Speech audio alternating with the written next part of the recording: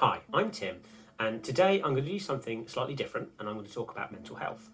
And this is a gaming channel and I wanted to make the video engaging, so I'm going to talk about mental health in a way to compare it to how you level up a character in a game and how you manage your mental wealth. So, first off, what is your mental wealth? Well, the way I see it is you have different elements of your life that you have under your control, and what sits above that is your mental wealth. And your mental wealth is the most important thing in your life. It's the most important thing to you because ultimately all those other things are important, but what really matters is how is your mental well-being that sits on top of all of it.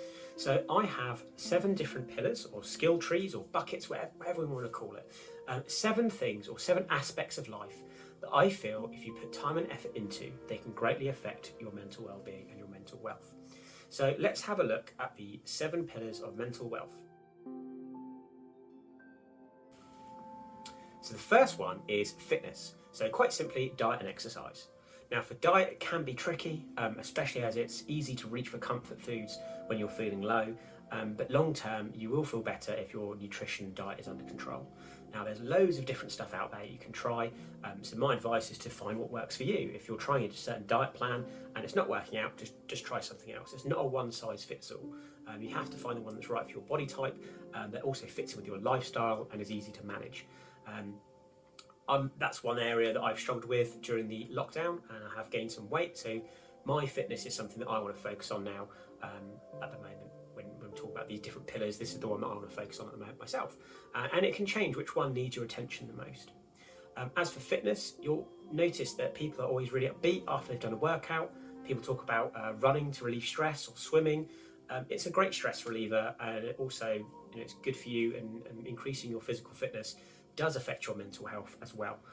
If you look after your physical well-being, your mental well-being follows. So find an activity that you enjoy, and go for it. Just try and find something to get into and see if you can improve at it, and it gives you some focus.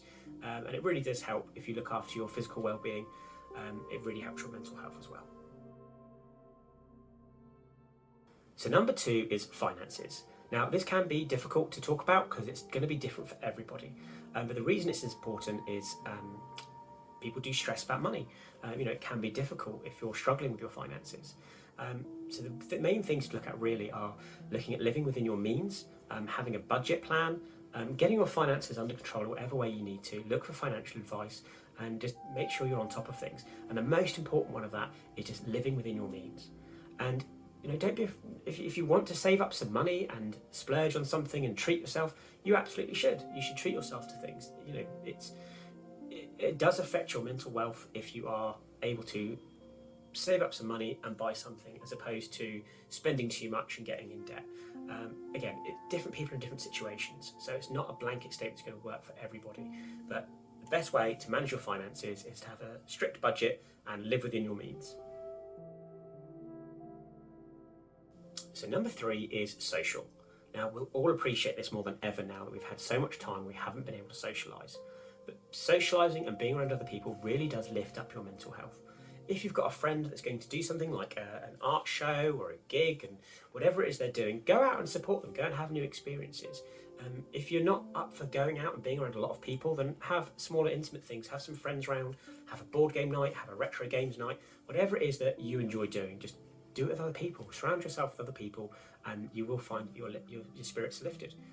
If you are an introvert, you might find this more challenging, but try and push yourself to go out and have experiences and do things, but don't do anything that makes you feel uncomfortable. Ultimately, your friends will understand if you want to cancel plans and stay at home. Just keep putting yourself out there as much as you can. Number 4 is family. Family is really important, and all our family really wants from us is our time and our attention. And if you haven't spent much time with your family recently, reach out to them, arrange to do something. Spend a bit more time with your partner or your children, your siblings, your parents, whoever it is in your immediate family, and make sure you give them some of your time. You will find it uplifting and rewarding. Now, if you have a difficult relationship with family, this might be a challenging one for you. So if it's something that you feel comfortable working on and trying to build relationships and better relationships with your family, then you should absolutely try and do that. But if it's something that you don't feel comfortable doing, then that's up to you because those are your personal circumstances. But this is one of my pillars, doesn't have to be one of yours.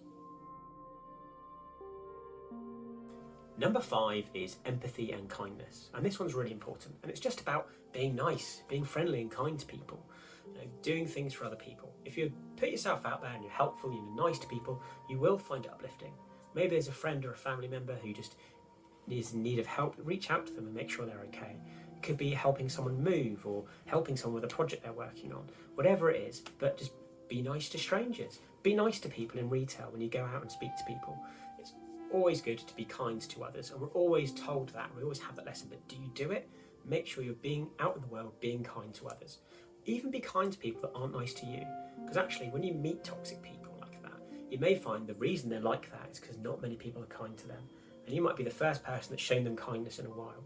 But of course there is a line, and if someone's being unreasonable, just leave it where it is and don't engage. But all in all, just be kind to others and you'll find it will affect your mental well-being too. Number 6 is your environment. Now when I say environment, I don't necessarily mean recycling and planting trees and things like that, but your local environment that you're in. So it could be a simple case of having a tidy up or redecorating. Sometimes you'll find that it's hard to get out of a slump if everything's around you is a mess. You may find the first thing you do when you're feeling low is, you know what, I'm going to get up and have a good clean. And you get up and you clean your kitchen, you do your washing, you do laundry. When you do all that sort of stuff, actually it does clear your mind a bit. Not only does it clear your local environment, but it makes you feel better. And it's a key one to maintaining good mental wealth as well. And finally, number 7 is self-care and rest. Now, this is going to be the first one you want to address if you're feeling really low. This could be anything from just having a shower, taking a nap, having a lazy day off, just having some you time.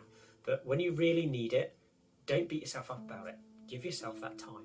If you need some time to recharge, rest, do something you find fun, do something you find enjoyable just for you, then you need to do it. And actually, if you are feeling low, sometimes you just need to feel that way for a while. Let yourself feel those feelings. Just don't unpack your bags and live there. When you're ready, pick yourself up and try and give yourself that self-resting care before you then pick yourself up and then look at your other skill trees, your other pillars, and see what else you need to work on. But first and foremost, if that bucket is running low, that's the one you want to fill up first before you start looking at the others. Well, now let's talk about putting all of that together. If you're having a low mental health day, look at your 7 pillars and think to yourself, which one have I not put into recently? What do I need to do to make myself feel better? That could be a little bit of self-resting care. It could be you need to change your environment and have a bit of tidy up and clean things around you. Then maybe you go for a run and do a bit of fitness and get some exercise. When you get back, have some self-care and have a shower. Arrange to have some friends come over that evening and do a bit of socialising. Whatever it is that you need to do, and you'll find once you've addressed all those things, you may find that your mental well-being increases organically behind it. Now, the main thing about all of this is to put effort into everything, put effort into everything you do, and that doesn't mean just work hard. I mean put effort into everything, even relaxing. If you want to have a relaxing day, then do it. Do what's right for you. Give yourself a day off and relax and do the things that are right for you to do. Now, please remember that I'm not a mental health professional. This is just me talking about my own personal experience and how I like to manage my mental wealth. My last bit of advice really is to be mindful of everything you do and think of everything that happens. And you'll find if you're mindful of your bad mental health days and you acknowledge them, you'll also be more mindful of your good mental health days. So always keep an eye on it and keep track of where you're feeling.